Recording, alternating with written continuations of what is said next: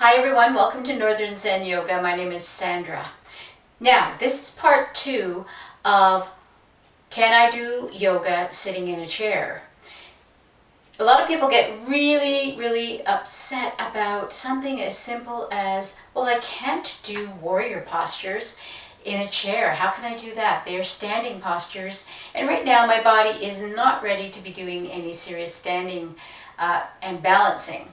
So there's a couple of ways you can approach the warrior, particularly the warrior postures, with using a chair. So I'm going to show you the first way. Now, sitting in the chair, you're going to turn sideways so that the back of the chair is beside you.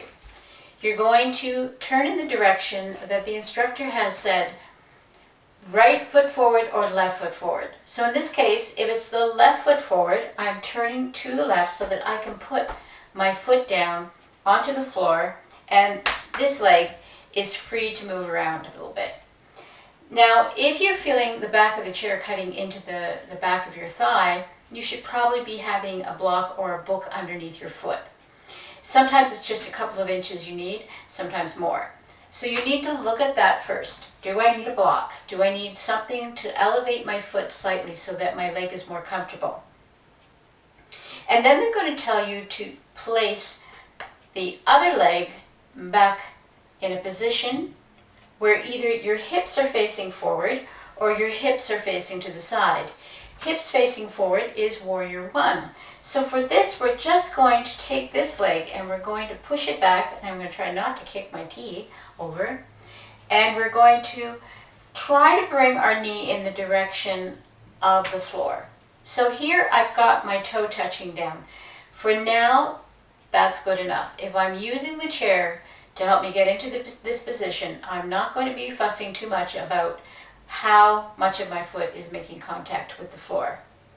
If you need to, you can put your arm behind the back of the chair, if that's available to you, to give you a little bit more support in this position. If you can let go of that and feel secure here, you're then going to lift your arms up toward the ceiling and reach for the ceiling and lengthen up through the body. Stretch, and at the same time you're going to be pushing your bottom down into the seat of the chair. So this is warrior one. If I'm asking you to go into warrior two, you're going to keep that leg forward, but you're going to shift yourself in your seat slightly so that your hips are no longer facing forward. They're facing a little bit more over to the side. And then you're going to try to stretch that leg back just a little bit more. And now you're in warrior two. Now in warrior two, again, if you're feeling unstable, you can bring your arm in the front around the seat of the chair and the other one can lift up behind you. Or you can just start to raise that arm up toward the ceiling.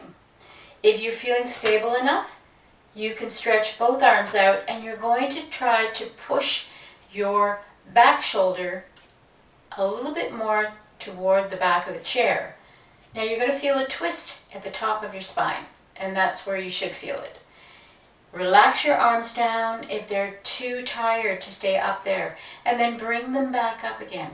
So you can do this kind of floaty thing where you can bring them up and drop them down. And that's only if your shoulders are really tender and you're having difficulty lifting up and maintaining the position.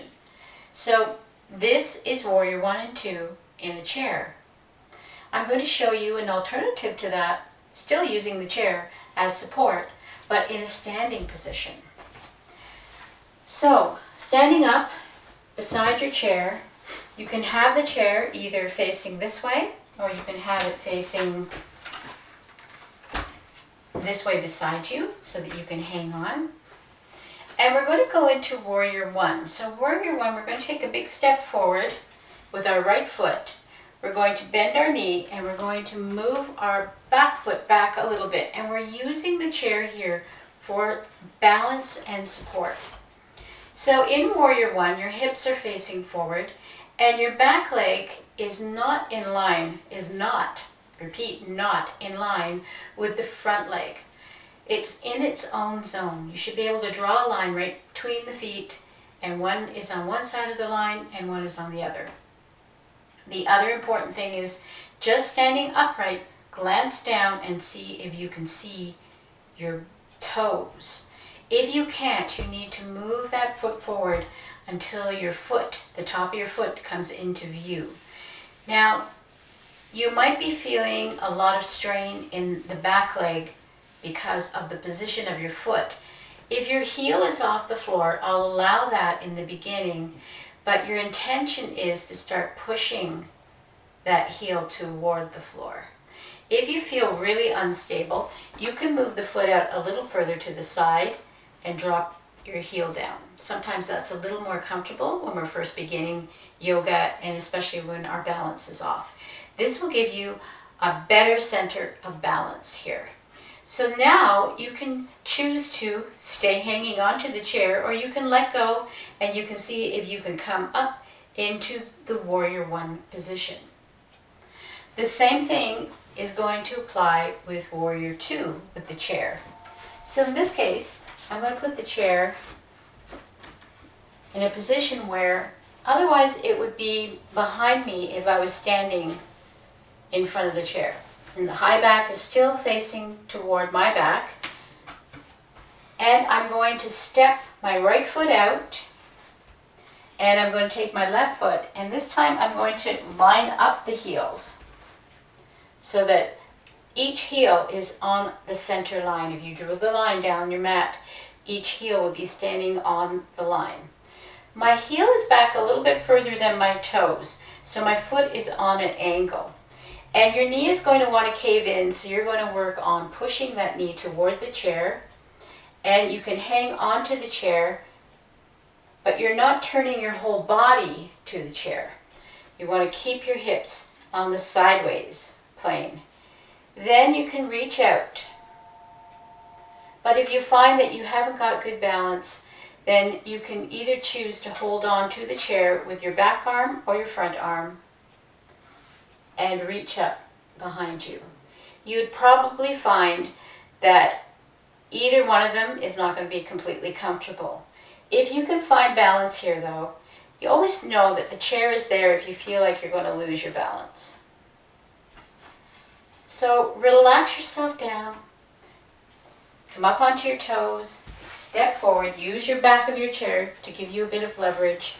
And for this reason, if you are using a chair, make sure it is a very sturdy chair and it's a well-balanced chair, not one that is very easy to tip over. So that's how you can do some of the warrior postures using a chair, even if you're not doing a chair yoga class. That way you can get to benefit from all of the different classes that are offered out there, but still using your chair. See you next time. Bye for now.